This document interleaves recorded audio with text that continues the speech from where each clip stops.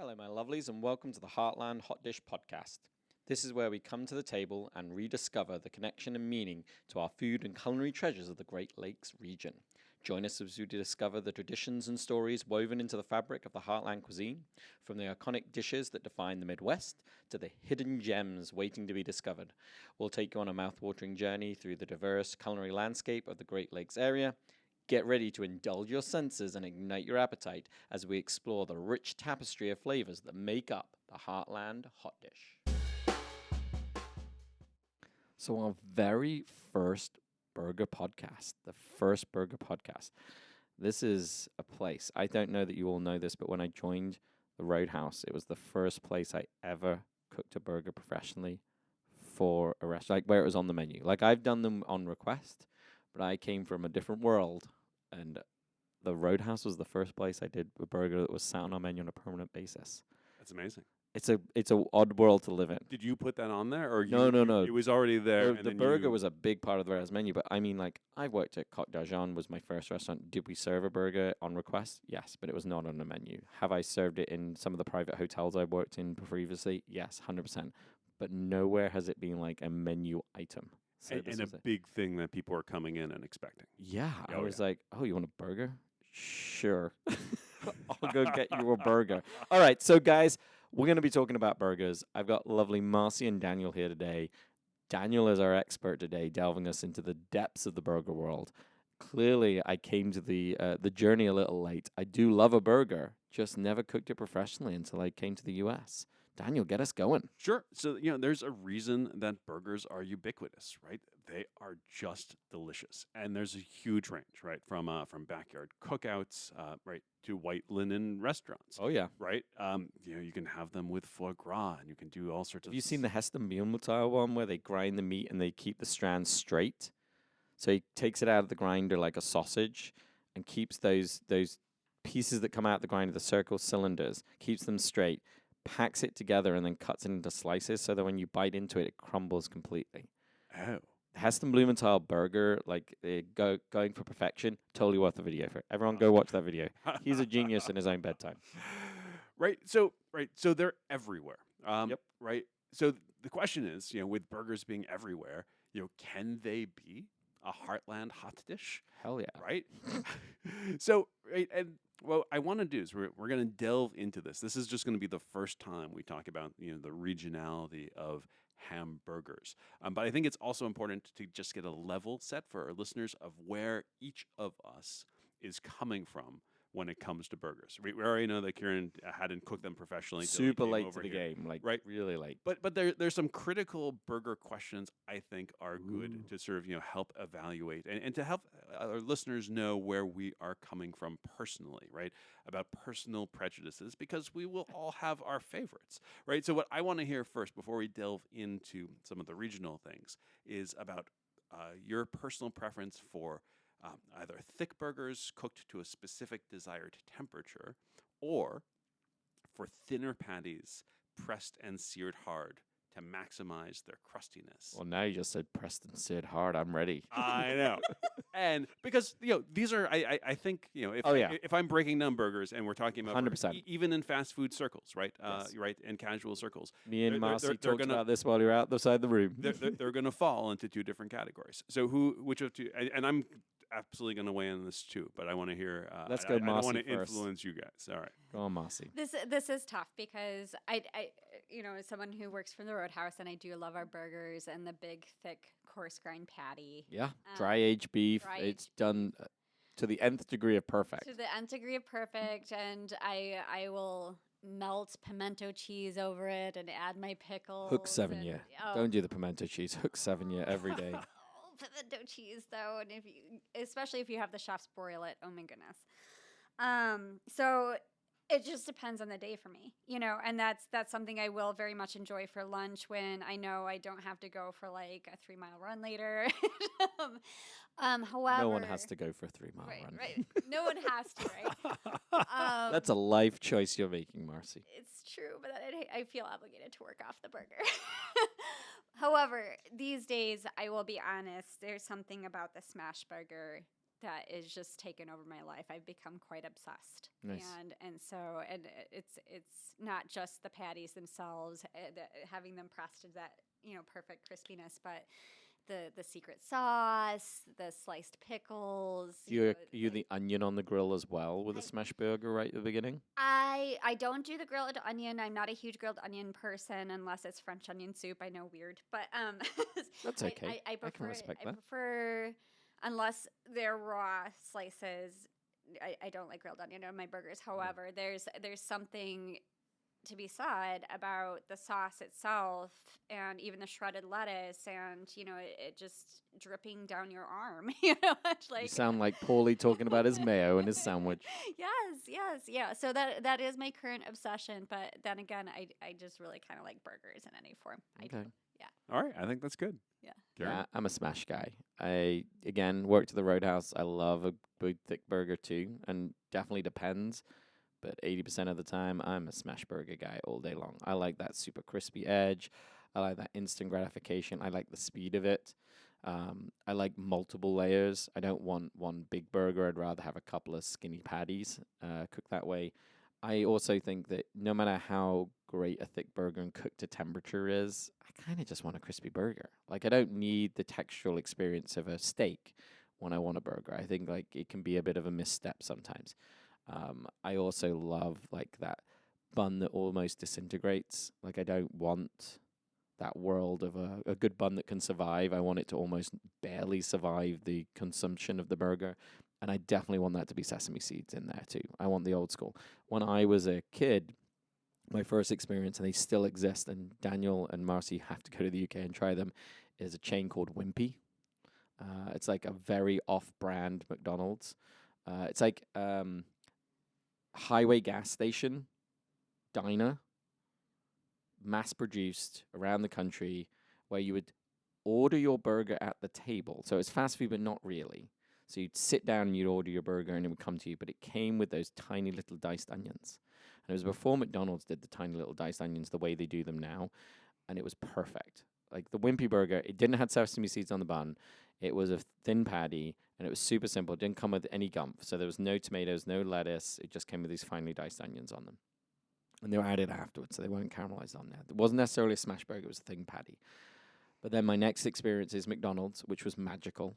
Like, to this day, I don't care how fancy I get, how old I get, 2 cheeseburger meal for me. I love a good, oh my God. Just a plain cheeseburger. Oh yeah, and it has to be the 2, because I've eaten the first one. I'm like, damn, I enjoyed that. Let's go get that second one. That is my choice of McDonald's order. And my memory is the McDonald's cheeseburger cheeseburger.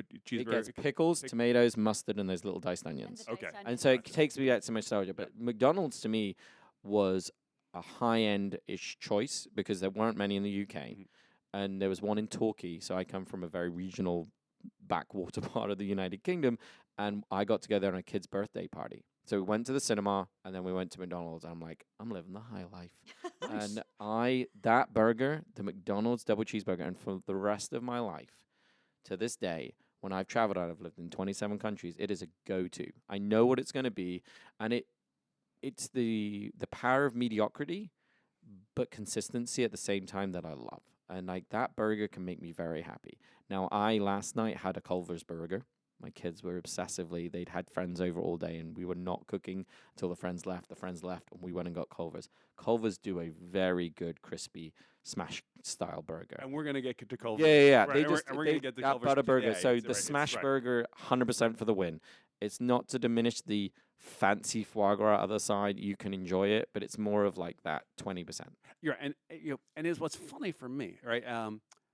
Is one. I was expecting to hear a little bit more diversity of opinions here.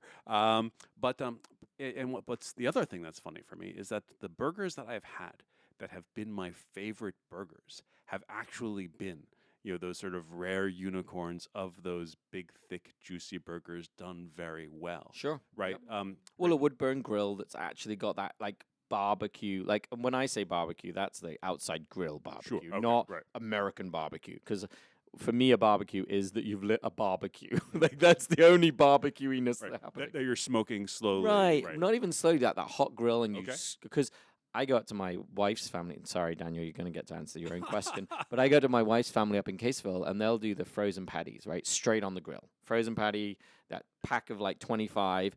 I can enjoy that just as much because it is crispined, like it's burnt as they have somehow undercooked the center still. They have burned the black liver. and blue. Oh, yeah, that is a black and blue burger. Becky, if you listen to this, sometimes they're black and blue, but they're still delicious. Right. Yeah, no, it's because some of the best burgers I've ever had no longer exist. Sadly, they belong to memory. So there's a place called the Original Joe's in the Tenderloin of San Francisco, and they ground their own chuck in the basement. Yep. They brought it up to their wood grill over in the kitchen. They treated it very gently. It was a massive amount of meat that they put in this buttered, hollowed out French almost baguette, like maybe like a quarter of it. It was buttery. The only condiment on there was a little bit of grilled onions. It was just meat and onions. We need to delve into the bread choice because bread choice can make a huge difference to my love of different burgers because I've had sandwich bread somehow that has made me just as happy. But it was just the quality of the meat and the grill and the juiciness, and it was just extraordinary. Yep. It no longer exists. And that was on one of my favorites on the simple side. On the more phantasmagorical side, there was the Swifties, a place, a pub in Del Mar, New York, used to do something called a deep fried buffalo burger, where I'm on board. They would take a hamburger patty, they would sear it just to give it some structure. Then they would batter it. They would put it in a deep Beer fryer. batter? Yeah, exactly, like a beer batter. All right. Right. They would deep fry it, and they could cook it from there to temperature, so you could get that. God, I didn't want to be that fry cook. I know.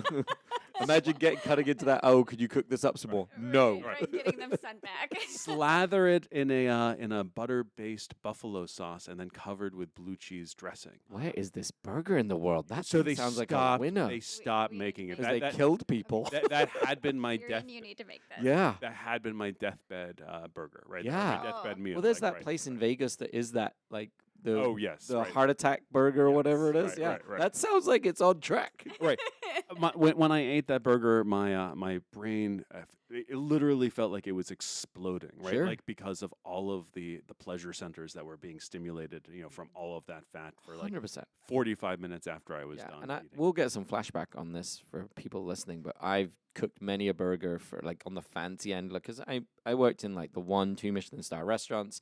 We worked in private hotels where people request things. So when we would do burgers on a regular basis, foie gras would make it into the ground meat. So it'd be dry aged, it'd be seasoned the night before. We always kept some around because people will order. I wouldn't say I've never cooked a burger. I just never had it on the menu. Sure. And so the foie gras would make it into the burger meat, and that is yummy. Yeah, I am. You are like happy town, and that's where you are not grilling it and you're hot panning it in a cast iron and getting that same crispiness. It is trying to get that oaky burnt flavor in, though, that is key in that world of what is. And I feel like that cross hatch that you get on those frozen patties, sorry to like drift all the way back to my lovely Becky in Caseville, but like there's something lovely about like straight frozen burger and cooking from frozen. Heston Blumenthal, when he did his perfect burger, actually looked at freezing, not freezing. Like it doesn't have to be a bad thing. So freezing explodes cells. So as like the cell inside the meat explodes as it freezes. And then when it because the water expands. The water expands, the cell structure explodes. Then when it defrosts, it's tenderized, as though you've beaten it up even more. And I think, like, what a genius way to do that. And so we'll actually freeze a lot of our steaks out at the farm in order for tenderization. But in the burger world of being able to do that to let it out, it's just releasing some of those juices into that world of where it is. Sorry. Gotcha. No, right. And then there's probably the other question. This is going to be another 3-hour episode at this point. How about that is then sort of controlling the water that it would. Right. So then it's whether you add anything to your basic burger mix. Because you talked about like grinding the chuck. Roadhouse does that. So the Roadhouse takes their dry aged trim from their top shoulders, their legs. It's been dry aged. They've cleaned it, trimmed it. It gets seasoned at least 24 hours into trays, and that brings out that moisture. So it's brining it, but it's a dry brine. It releases some of the moisture, then doesn't get ground in. So you're reducing the moisture even more than the dry aging is, and where that is, and that's an amazing way to produce a burger. Right. So, which is fascinating. And I think the thing that is that I am sort of struck by is that even though my favorite, the best burgers I've ever had are that fancy pants style. I wouldn't even say fancy pants, right? So some of them can be quite simple. But but my heart belongs to those thin pressed burgers, right? And part of that, I think, is also that they're almost always great. Whereas the thick burgers, there's a lot of heartbreak that can come with those, Yeah. right? The Quality of the bun being stale or not stale. The burger, like mostly temperature. Like because Temperature. when I want a big thick burger, right, I am looking for something that is medium rare or rare, right? Okay. And Yeah. and I know we that used, there's to, we used to call it blue, where a good vet could bring it back Can I- if Sure. given a chance. Can I tell you guys a quick story about temperature? And I'm a medium rare person myself, and with the coarse grind burger at the Roadhouse, it can be difficult to achieve. Yeah. That grill so- cook works hard. The grill cook works hard, so please cut them some slack, especially because they are grilling it over oak, and you have that open flame. So I didn't really understand what a black and blue burger was until I was a cook in Chicago, and I was working at a French restaurant at the Park Hyatt called Nomi. Yeah. I was very, very new, fresh out of culinary school, and we did have burgers on the menu, and along with a slew of other complicated things. And so, who knew that like a burger could be such a difficult thing to work with? We did have celebrities who came and stayed at the Park Hyatt, and one of the celebrities who came and stayed was Tony Danza, and Tony Danza loves black and blue burgers. I'm And just going to get his name out of my head now for the rest of this podcast. Yeah. Tony Danza. Tony Danza. I had no idea what this was. So, and I didn't see him. Of course, he's in his room. He's ordering room service, and I was told I had to char this burger, so it was blackened on the outside, but somehow keep it bloody rare in the middle. And I was so nervous, and I knew who I was cooking for, and I was like, I am going to destroy this. Somehow I'm going to destroy this.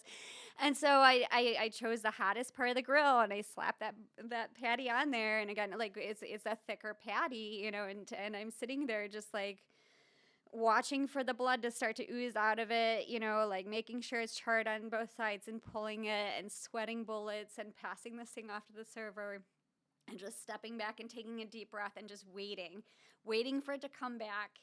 Thinking I overcooked it, I ruined it, so something went wrong. Yeah. And I'll never forget this, the server coming back and saying, Tony says, compliments to the chef. And it Oh, was, nice. That's yes, I amazing. Yeah, Tony nailed Danza, it. you knew where it was at.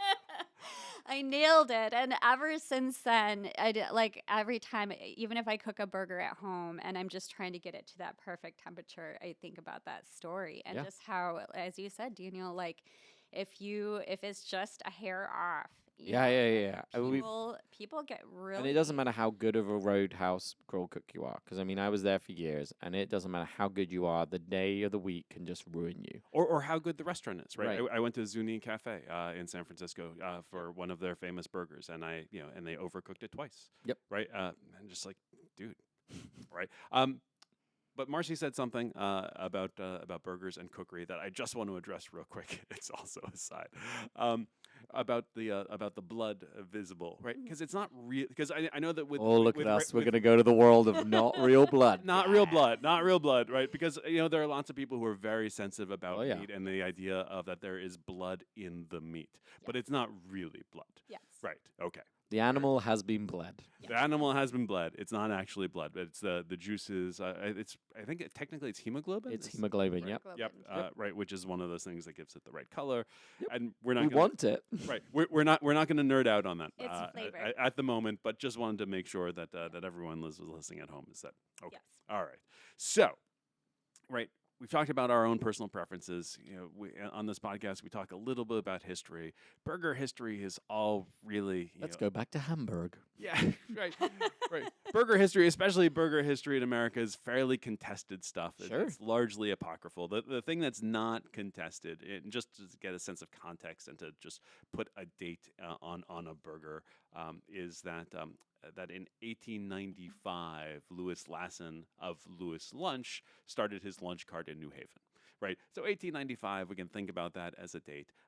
If you've never, do you know about Louis Lunch in New Haven? Not even a little bit. No. I'm here completely ignorant in this world. Right. So again, this is a thicker style burger. It's fantastic. Okay. It's cooked in these braziers where the burger is right, and it looks like something out of a steampunk movie, right? Because they're like stainless steel and they're vertical, and the burgers get sandwiched in. Yeah, yeah, it's like wire a racks. toaster. Yeah, yeah, yeah, It's yeah. like a toaster, but yeah. they open up the door. It's like this like Yeah, mini yeah. skyscraper. I know what those things like are. Flames are coming Yeah. out the sides, right? And they serve that, and it's the burger's held it together. It's like a between fish the racks. press net that Exactly you put right. in. Yeah, Yep. and then they serve that burger on toast. Yeah, there's the Right. win. On white toast. There's no ketchup allowed in the building. You No. can get a tomato on there, and the entire time, I thought that a burger on toast was not going to be a winning option. I couldn't get around it. And then I went and I had it. The way that it works is they slice the burger before it's served. So some of those juices run out, and because the bread is toasted, it is able to absorb some more of those juices. And for those people who like those softer kinds of buns Yeah. that are just barely held I together, just want them to disintegrate. it's perfect. So we used to have toast burgers in the UK, but they'd only toast one side of the bread. Oh. And it was the one that touched the meat, and the outside was untoasted. Oh, no. Oh, It's right. so good. Yes, Like, that makes sense. It makes your brain hurt a little bit. There's an episode. There's a moment in Buzz Lightyear the movie. You ever seen the Buzz Lightyear movie? You may have back in the day. There's the meat witch. So hundreds of years have gone by because he's traveling through time when he's trying to get them back to space. Sorry, we have drifted far now. But they, instead of having two pieces of bread and the meat in the middle, the way Mr. Sandwich, Lord Sandwich created it, they'd put meat on the outside with bread in the middle because it was too much bread. And I was just like, this is so good. It's like, oh, I want my meat fingers because I touched the meat. Like, you can make your story to be anything. And I like that from Buzz Lightyear. Sorry, it made me think of it. But, like, the untoasted on the outside is so good because it gives you that texture, like, this thing's temporary. I need to eat this quickly. It's going to fall apart. And there's something I love about the bun that's, like, just holding on for dear life. It's going to get you through this, but only just, but you got to be quick. And, like, you talked about no ketchup. The UK, we use a lot of brown sauce. So a lot of HP or daddy sauce. Those are terrible names for brown sauces. But, like, it's not A1 steak sauce. It's like a thicker version of that. But, that's the sauce for burger champions of the world. Well, so you have some thoughts on sauce. Marcy has some thoughts on sauce. We're going to get a little bit more into sauce specifically in a few moments, and it's nice to hear some of the preconceived prejudices on sauce too. I've got lots of prejudices. So we've been all over the country and all over the world at this point. We just came from New Haven. We talked about San Francisco. We've talked about England. I went to space with Buzz Lightyear. Right. We went to space. Sure. So this is the Heartland Hot Dish. We want to bring this a little bit closer to home. Can I mention one more honorary mention before we get there? Yeah. Have you ever had an ice cream burger? What's an ice cream burger? Yeah. I have no idea. California thing. It's exactly what you think it is. You put ice cream in your burger. Wait, So you make your burger, and then you add a blob of ice cream to it.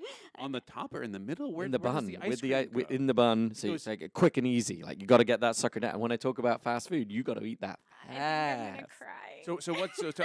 So it's not in the bun. So it's not like a No, layer no. of bread, a layer of ice cream, a layer of bread, the burger. No. No. No. Bread, ice cream, burger, bun. Enjoy. Okay, I can appreciate a good milkshake with It's called a the cow burger. burger. It's so good. Yeah, I had it when I lived out in Napa, and it's just like, That's a what? nap, No. No. Right. I could imagine that being an LA thing. It's an but LA thing. Okay, I alright. was in LA, but I Okay. lived in Napa, and I I've gone see. into Right. LA. Yeah, it- cow burger. Pretty good how you pulled that. It was You an did. LA It thing, was right? an LA. It had to be an LA thing. That's not a Napa thing. Yeah, right? yeah. That sounds like LA. Like, you can pick your Right. ice cream on it. Like, again, I mean, the speed you need to eat it, inhale that burger. Yeah, LA is a silly. Okay, we place. can come local now. It is a silly place. Right, Michigan, I think of as a little bit less silly, but you guys can be the judge when we talk about the olive burger, because when we're talking about regional styles of burgers, and we're talking about this region in particular, the olive burger I think is the obvious and the best place to start. The two of us had a long chat, or the three of us had a long chat about mine and Marcy's like indifference to olives. We started with we don't like them, and we don't not like olives, but we're kind of indifferent, right, Marcy? Yeah.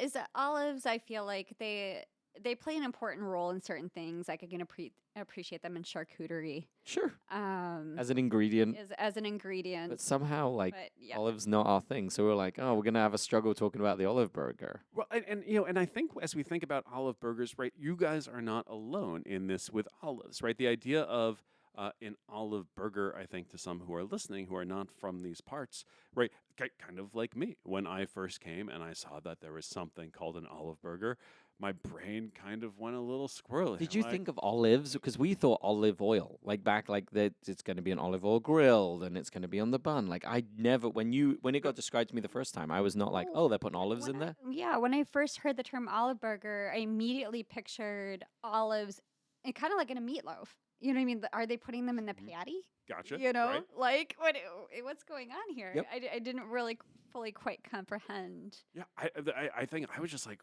what sort of person came up with the? Why would you do that? Like these? We were on you're right, board with you. Right. It didn't. It felt completely incongruous, right? That something like a burger would go with something like olives, and right, and I think there are a lot of people out there who have strong negative, not just you guys are indifferent, right? We've talked. Yeah, we talked about definitely, this, right? we had to go for a while to figure it out, but we are Yes. definitely indifferent olive fans. Indifferent, right. Yeah. So there are some preparations where olives make sense, right, 100%. and where you enjoy them, Yes. you actually enjoy them.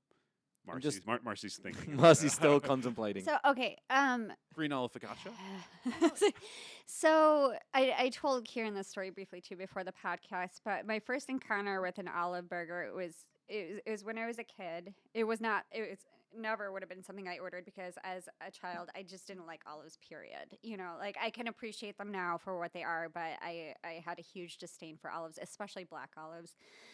And I will never forget because I did grow up in Lansing, right? And there are olive burgers, at certain restaurants in Lansing, which, are very popular. And again, never heard of them until there's this fast food place popped up called Just Burgers.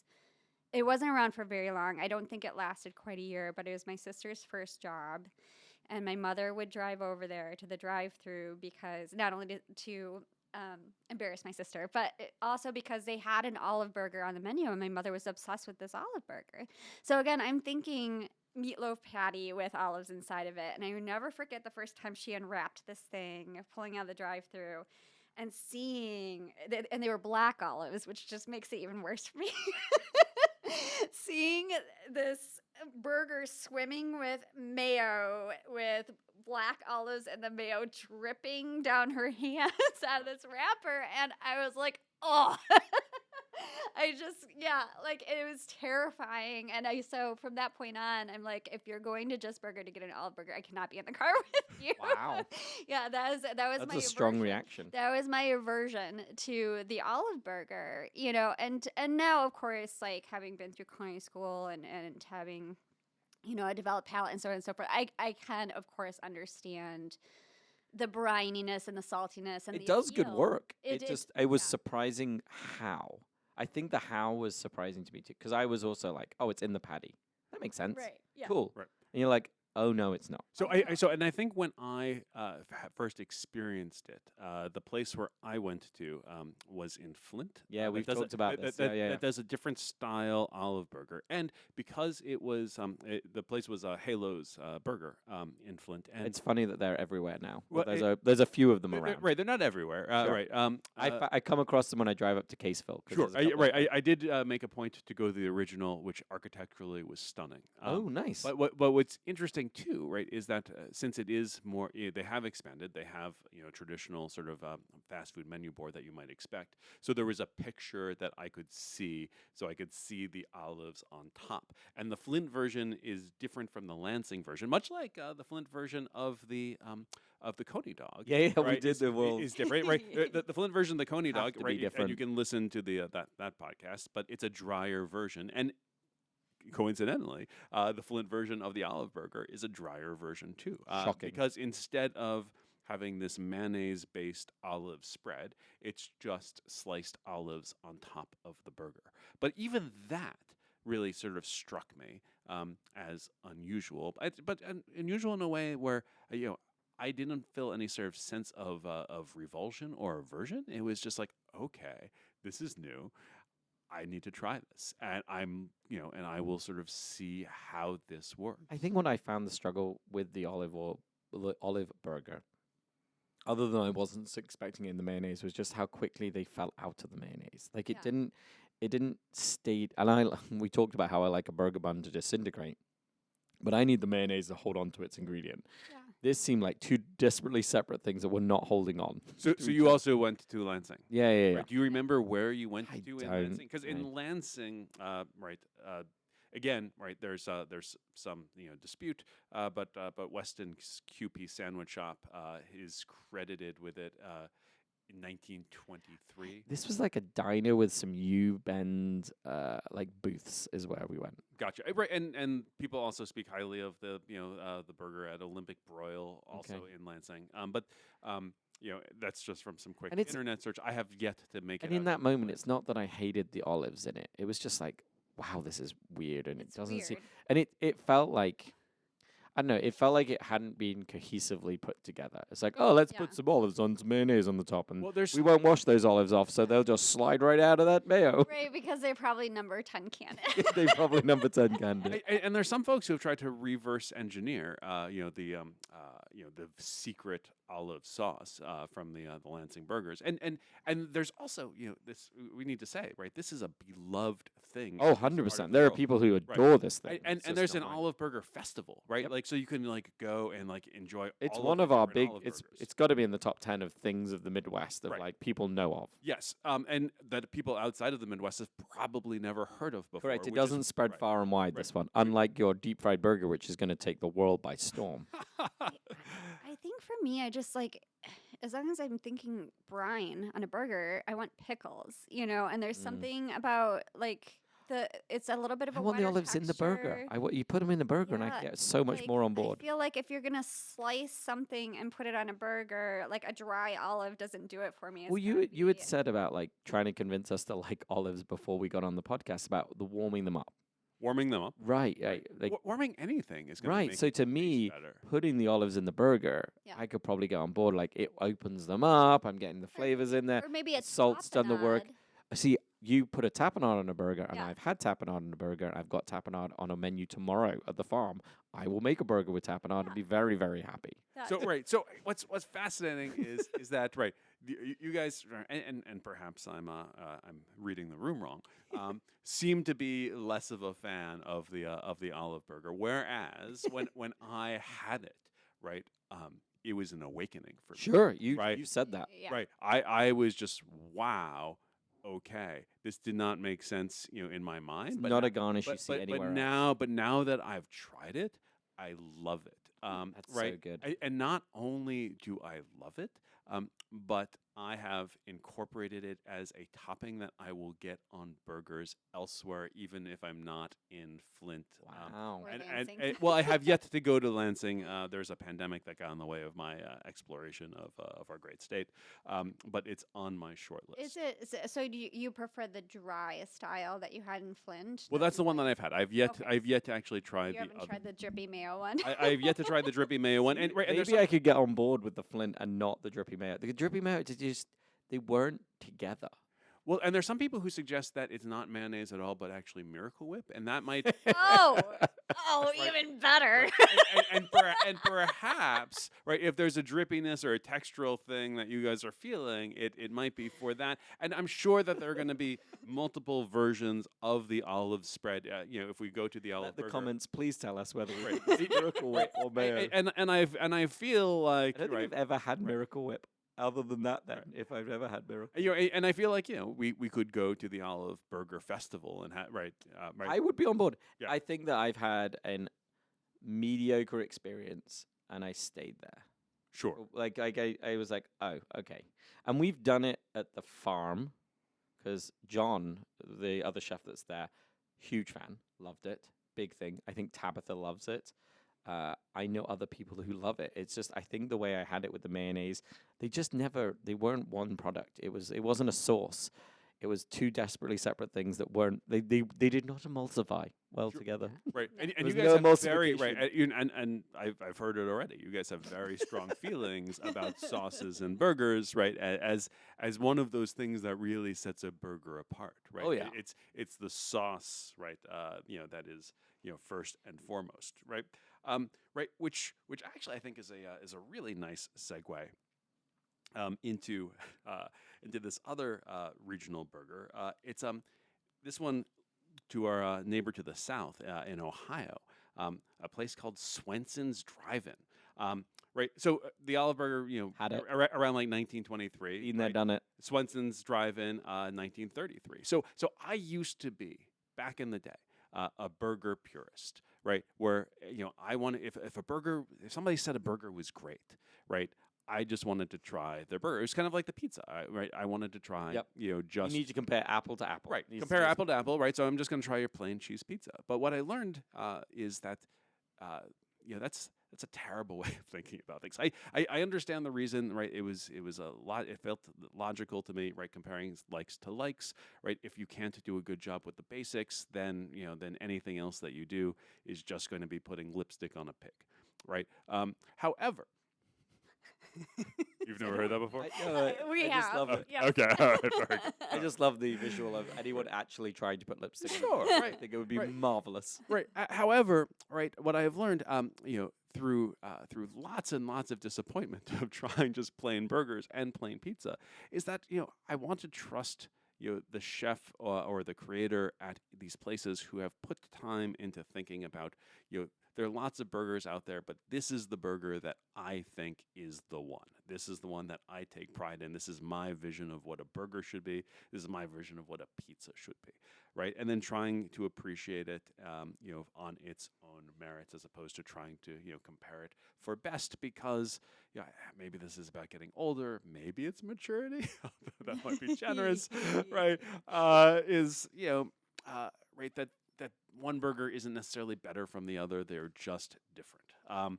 So Swenson's Drive-In. I always charming. think about Swanson as in the character from Parks and Rec, Swanson's Burger. Oh. He won a competition. He got an award every time you say it now. Yeah. That's Right. all I can think of. So this is Swenson. That's Yeah, the- yeah. Right. It's an E, not an A. Right, it's an E. But I also remember, growing up, that there was a Swenson's ice cream parlor, around, right, There is Yep. that. nationally, which seems to be completely unrelated. So, somebody fell down on trademarks or copyrights.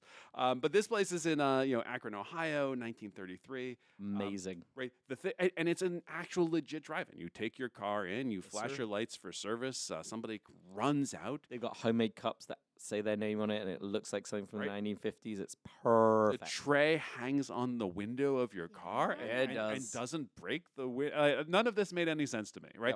The other thing that didn't make sense was the burger that they were famous for, which is something called the Galley Boy, right? Which is This is my people's burger right here. which is all about the sauce, right? So Duo. There you go. 2 sauces in, They 2 go patties. 2 sauces deep, 2 patties, 2 sauces, soft bun. It's unseated though. It is so, right, unseated, I but it know, is super right. soft. It is disintegrating while you look at it. Right, there's American cheese. They do put an olive on the top. I know. Right? I know. Right, it But doesn't you go can throw in that the, sucker away it doesn't real go quick. in the burger. It goes on top of the. Have It goes a on top of the pimento in toothpaste. it. It does. It's a stuffle. Yeah. It's the worst of the worst of Right. the olive world. But 2 secret sauces, right? A whitish one. It's like tartar. It's whi- straight up which like is like 100%. tartar sauce, right? It has to be a bastardization of tartar Some sauce. sort of version Yep. of tartar sauce, right? And a redder one, which is some sort of bastardization or some sort of It's like a very ketchupy barbecue. Exactly. It's a very. It's not. Like a sweet barbecue. It's like a sweet. It's not like whatever Ray. What is the one that you get in the bottle? Ray's. Baby Ray's. Baby It's Ray's, not quite yeah. Baby Ray's. It's not like thick. It's Right. looser. and it has some chunks in it. It has Yeah, some, right, It's got some. Chunks. Yeah. No, It's got some bit. You want bits. You want Honestly, bit, right? You yeah. want I the think chunks. Marcy, want some you and I bits. should get in a car and go eat this. If you had this, I've had Daniel, this. it's so good. So this is It's where we so good. diverge, right? Oh And- my right. God, this is like Right. heaven of So wait, but this is salsa. right. So the other thing that I have learned over time, right, is that it is if you want to try something new, it's great to try it with somebody who loves it because Well, sometimes that We can go love back. I'll is- drive. I'd Right, drive right right. now. I'd get in the car and I would drive. to that burger. So They tell can me explain about your too. love for this burger. It's like having fish and chips and then some Americana at the same time. Oh. And there's something like adoringly lovely about it. And like it's the nostalgia of what I wanted from a drive-in. So there's a A&W in Dexter that has the same Yes. drive up with the window thing. So I want that all day long. Mhm. It's 1950s look and feel. Yeah. The bun feels like it hasn't been improved since then. Yeah. Right? It's dirty. It barely holds together, which I clearly have expressed I love. The barbecue is simple and yet dirty and it's not great, but it's good. But the tartar sauce, I am one of those people who have like a McDonald's fish sandwich, right? So I like that flavor and like, oh, this thing like hits all my happy places. So for the record, the place itself is very clean. No. Yeah. I mean dirty as in like it's not what you think it should be. I've had it with onion rings added to the middle. Oh. Mm. Yeah. So you slap an onion ring in so the cheese is in the middle. Mhm. I mean, I'm back, right? I am 100% back eating that thing right now. So right, and I completely hear you on the. It's like having a fish and chips and burger all in one. Same time. But Should you ever do that? but for me, that doesn't rekindle any sort of fond Oh, memory. see, I'm like, what's this fish and chips doing in my burger? Right? It had that incongruity in my head of the olives, but it just didn't click. The for me. burger also feels, and I'm sure, guys, Swenson's, you do a great job. I'm sure your burger isn't like freshly ground every day by chucking them. It Like, may be. It may be. It may be. I don't know, but it has a loose burger taste to it that it doesn't seem mass produced in my mind. And so there's something also very reassuring that it's like it's what I think a 1950s burger was. Oh, the place is amazing. No, but like the burger I love taste, the the, place. like the looseness. If we went again, right, I would get a different burger built. Right, I'm convinced that there's a burger there that I love. But we also That just bun is exceptional Right. though. That bun is like it's like the outside has that slight crust that when you snap into it, it instantly is like you better eat this quick, Salt sucker, burger. because you've got minutes. Yeah. especially when it's slathered with two It's not gonna hold sauces, it. right? Two sauces, Right. top and bottom. But we already know that Kieron is a sauce lover. We know that Marcy is a sauce lover, and we also know, from our recent podcast that we have done on popcorn, that Kieron's palate and Marcy's tends towards the sweet, where I go more towards the savory, which makes sense. And then I would prefer the olive burger, and you guys would have a Well, that's the spot for galley sweetness boy. that's in that barbecue on the bottom. Oh, yeah. It's definitely got like it's definitely like a jug barbecue sauce. And there's like, sweetness that there's acidity to the tartar sauce Yeah, or yeah. the white sauce layer, but there's also that sweetness from the it's just a relish, too. it's a very I happy think burger. it makes sense too. And when I think of this tartar sauce that you guys talk about, and like typically that secret special sauce that comes on like a smash burger is essentially like a tartar sauce with ketchup added to it. And Yep. so to me, yes, that touch of sweetness being added to that sauce is going to make or break it for me. I just googled it and there's 3 of them. Oh. It's 3. Three Swensons. three There's Sweet 3 Swensons. Swensons. Right. Yeah. In Ohio. I just like how close is what it is. Right. I want Marcy to repeat what you just said about the secret sauce, right? About tartar sauce with ketchup It's in it. basically like a tartar sauce with ketchup in Wait, it. so which secret sauce are we talking about? Just like burger secret sauce in Well, general, or this was the secret sauce that you used to make The as a secret cook? sauce that typically comes on a smash burger. Yeah. Or the secret sauce that also it's comes the on like a Big it's like the Mac. Chick-fil-A sauce. Yeah. So right, the The secret, secret right, sauce. the McDonald's Chick-fil-A is a little right. different. Right, Yeah. And the McDonald's secret sauce, is often described as mayonnaise and ketchup mixed together. It's like but it's not. But there's Call it there what do you isn't. call it over here? Is it Mary Rose? Do you know what Mary Rose sauce is? No, no. No joy. But there is no ketchup in the McDonald's one. It's colored red with paprika. Correct. It's colored. Right. It's not It's actual not ketchup. actual ketchup. It's not actual You ketchup. know they Right. dropped Heinz back in the day. Yeah. Evil Right, McDonald's. that was a so. whole nother. Yeah. It's another place we Right. can go there and talk about that. Right. But essentially the one that you're getting on the smash burger is ketchup with mayonnaise. Yep. Chopped pickles. Yep. Yeah. And yep. and it drips down your arm and it's glorious. I've gone on their website. They have some kind of a modern website. You got to go look these suckers up. Oh, They I have a potato puff with a fried egg on a sandwich.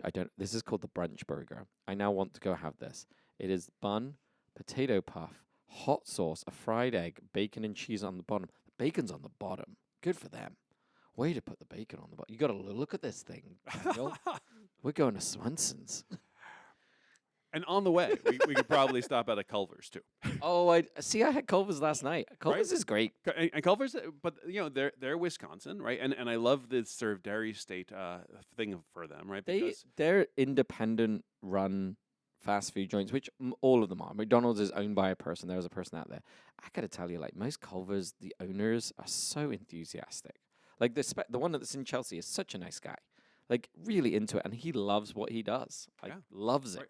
And they're famous for their butter burgers. Burgers. Wisconsin, right? Like take the burger, let's fry it in butter. Yeah. That speaks to me. But they're also the smash pies. I made the mistake my first time of going to Culver's of doing their classic burger, but which is not the mistake. But the mistake was choosing and opting for one patty.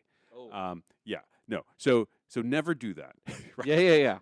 Well, with that butter burger, you get like the really overcooked, crispy edges to it. Their smash is perfect. Like I for a fast food joint, for something that is sincerely it is in lots of places. At least maybe not mass produced, but you can go get a Culver's in lots of places. Their smash burger is exceptionally good. Yeah. Like, and their bun, 100% is holding on for dear life.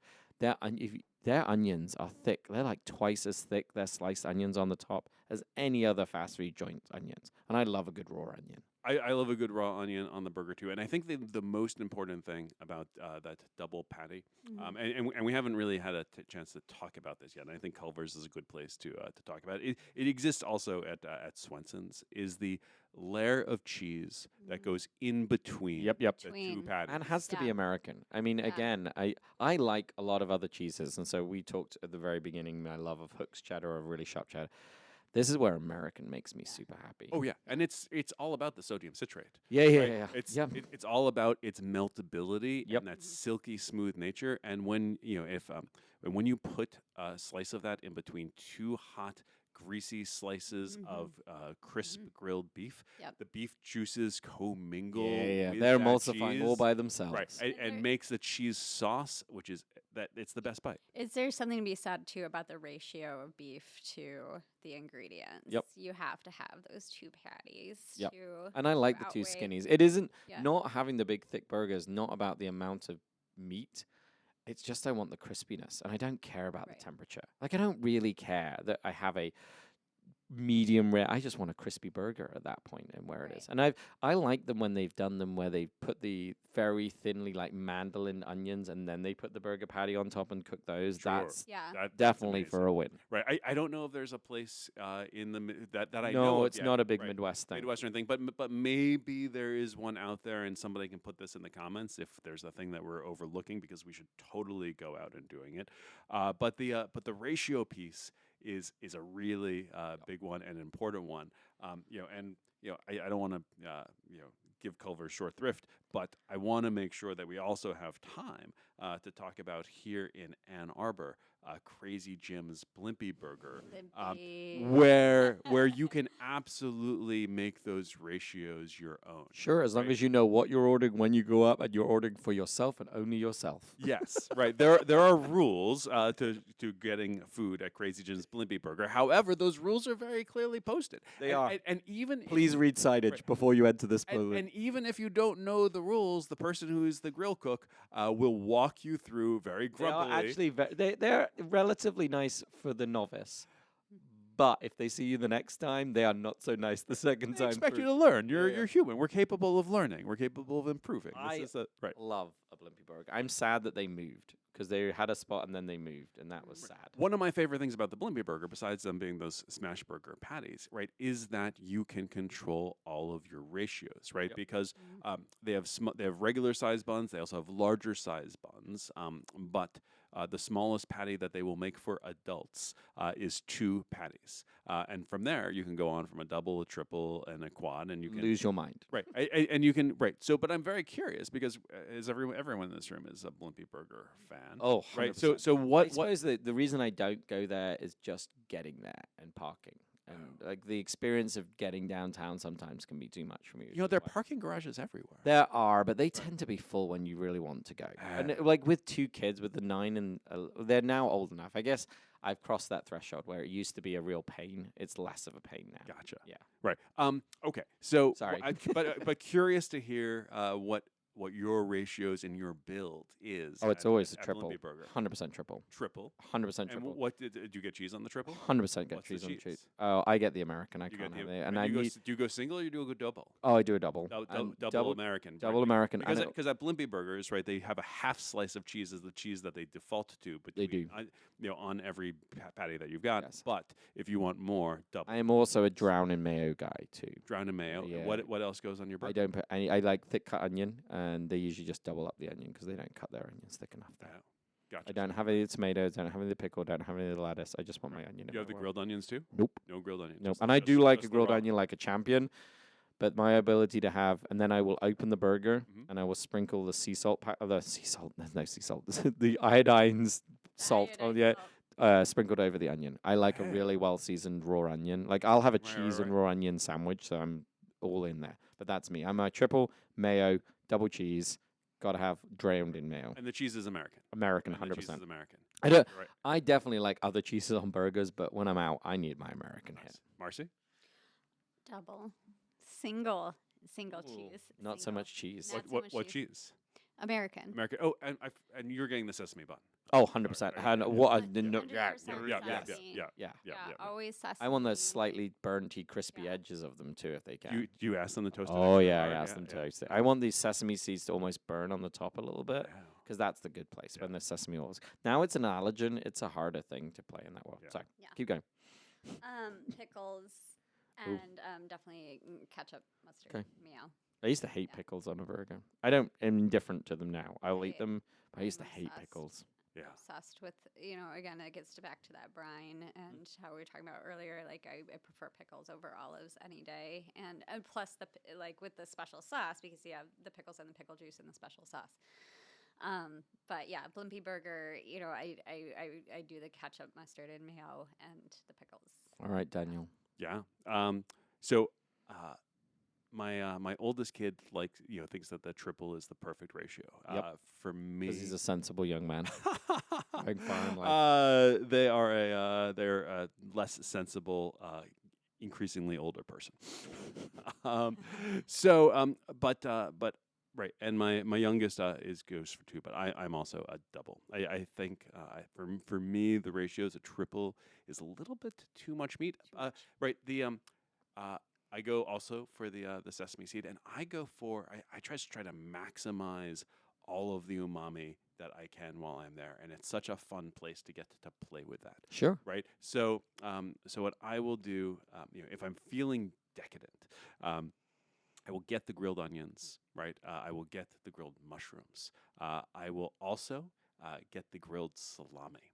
Ooh, see, I- I've done that. That's Yeah. good. Yeah. Right. That's definitely a win. They can do eggs. I don't do eggs on the I don't- burgers. I don't No, like I eggs feel in like general. I feel like they mute the flavors of the burgers and they mute what I'm going for. Like I understand the richness and the drippy yolk, and it's fun and it's really good on Instagram, but it's not what I'm going for. When it comes to the cheese, I go for the blue cheese. Wow. I know. Blue cheese. I mean, it's not that I don't love it, but like I feel like I'm hiding my burger fun times. Right, but the blue. Mm. So, but I go blue cheese with the with the salami and the onions and the mushrooms is just Okay. fantastic. Yeah. Right. The grill cook's totally judging you at this point. Oh, the grill cook is judging me, and they are delighted. By this. Yes. Right. They're like, oh my gosh, wow. Wow. Right. And then I skip the ketchup. I do a light mayonnaise because I want a little bit of extra fat. I want some acidity from the mustard too. So I get light mayonnaise and mustard. Of course, it's all on a sesame bun. I'm going to ask for it extra toasted next time because that's brilliant. Extra toasted is Right. by far the win. And then, but there's so much fat on this that I need more acidity. So I ask for as many pickles. You're going to say black olives? Right, as many pickles as they can. But green olives are absolutely going on this too. No. Yes, they What? are. Well, I was Eat right, everything else. right. Put it down, guys. Yes, That's right. the end of the Oh. podcast. You have a lovely day. And more raw onions. To bring us because, all right, the way I'm back. gonna get onion. I'm Raw gonna get and onions. All right, grilled? and Ah. right, raw and grilled onions, and the green olives. right? Because it's the right, and to bring it back to where we came from, right? These are not to leave when we're enemies. We can't leave as friends. they're not great olives, right? They still come from the jar. The jarred, in my mind, right? If we're looking at canned and olives, right? The green ones are just better than the black ones. The black ones, I don't really understand why they exist. Yep. But the green ones at least add a little bit of juiciness, saltiness, and a touch of pepperiness. That just take. You are just all by yourself in this. I know, but it's not in a mayonnaise spread either. It's just on its own. I'm sat here and we're coming to the end of the podcast, and I know I want to like round it off nicely, but I don't care. You wrote down here, and honestly, it's great. Right underneath Blimpie, you've written for your burritos, and I love them. Oh my god! And it's definitely like a bougie burger, like not like thick or like Michelin star, but like it's got a lot of stuff. You can have a lot of weird and wacky things on a Frito burger. Right. So for people who aren't listening, right, Frito Patitas is a relatively newer Ann Arbor. It's relatively newer. It's going to be an institution. But it's already an institution. Yeah. So Eve used to run a restaurant that was where Miss Kim's restaurant is. She went and reopened it. Is it the Bellflower? I'm going to say it wrong. I think she went and reopened the Bellflower. But one of the things she did at the same time was open this. And oh my God.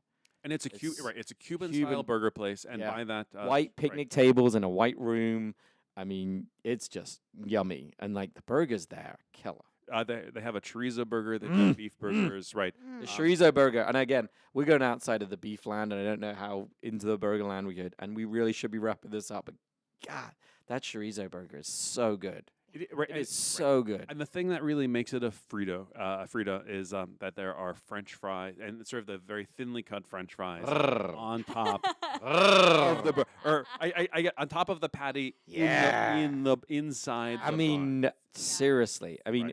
Should be around forever. Yeah. This thing, it is so good. It's like a Pittsburgh sandwich. Yeah, Yes. I needed to say it. I know we're coming up on time, but good God, diggity dig, it is yummy. Well, and it was included on here, right? Because the question is about is about Midwestern burgers, right? Things, right? And because and we've talked about this from the beginning, right? Yes. You said that if you've done your job well, right, that in 50 years from now, this is Midwestern food will include fish and chips, and Korean fried chicken. And we're doing a good job. Me and Miss Kim are like killing it right now. Right. Maybe even a Korean burger. Yeah. Oh.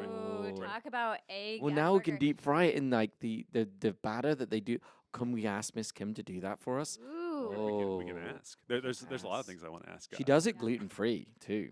That batter is gluten free on that chicken. So it's like Korean fried burger. Yeah. I mean, she's gonna hate me now. And some kimchi. Yeah, I'm really sorry. Kimchi. Yeah, or a kimchi mayo. Well, you can have the kraut burger, like a sauerkraut burger that's out there. That's a really good burger. You ever had sauerkraut on a burger? I'm not sure if I sauerkraut burgers. And the other episode that we need to do in the future are the Akron sauerkraut balls, right? Which I think we've talked about before. I know, right? Daniel. Who's not going to listen to an episode all about sauerkraut balls? I'm telling you though that if you are in the Ann Arbor area, and it's sometimes really busy there. It is, and if you look on things like Yelp, right, like it is one of the. If you're looking at Ann Arbor, you're looking at restaurants, right? It's going to pop up 100%, and it should above Zingerman's Delicatessen, above some of the places that have been around longer or maybe more famous. It is its own thing and has made its own way. It's not necessarily like, oh my God, it's so great, but that chorizo burger, I mean, like life-changingly good. Yeah. Okay.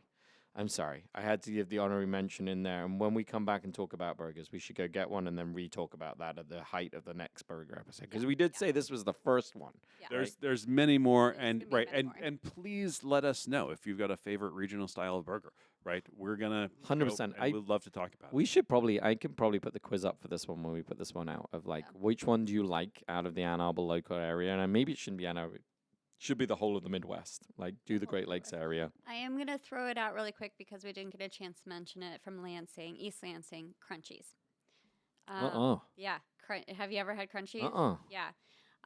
So they are known for having the best burger in Lansing, the best of the best. Okay. And all it is We going is on a burger trip now? it's a half-pound beef patty, American cheese, onions, pickles, lettuce, tomato, on a brioche bun. And this thing, people rave over it and come back for 30 some odd years, 36 years. This has been the best burger in Lansing. And Love so it. ketchup, mustard, it's just very, very classic. And so to me, I know, like you mentioned, wanting to find the best burger, Daniel. And I think like there are so many best burgers out there, and a lot of it is just your mentality of what you want and what you're going in for. Yeah. Whether it's Because you Frito Potatoes, that can't be my best burger yeah. because they don't feel like it's a burger, but it meets all the necessary needs for it to be the great burger. Has no Right. fish and chips on that. Yeah. burger. it doesn't have fries on it, right? Exactly. It But doesn't have Swenson's, I mean, you maybe, I didn't even think of that, but when you said it, I'm like, oh my God, I need that burger. Right, but your best burger is really going to depend a lot on you, right? And the things that you grew up with, right? And with your mother and the olives, right? Yeah. You're never going to love the olive what burger. what you grew up with, but again, what you're in the mood for. Because, and I talked about this at the beginning. Sometimes I want a half-pound patty that's grilled medium. And 100%. It's yeah. not, it's the 20%. It's just not Right. all the time where that is. I've told you Yeah. before, like, I will probably have a McDonald's double cheeseburger meal once a month. That is my childhood. That takes me back to being a kid and going to that kid's first birthday party. Like Yeah. I watched The Land Before Time. That was the first movie I watched Yeah. when I saw it. Or we didn't even touch on White Castle. Like sometimes people just never- want a never White Castle had it. slider. That is why Never. this is the first burger podcast. yeah. We will return. All right, Okay. my lovelies. Thank you so much. Get out there and have a burger. We'll speak to you soon. Thanks, guys. Thank you so much, my lovelies, for tuning in and listening to today's episode of the Heartland Hot Dish Podcast. Hit that like button, subscribe, and leave us a review. Your feedback helps us grow and reach more listeners just like you. Until next time, keep savoring the flavors of the Heartland and sharing the love for this vibrant community. Take care and stay connected.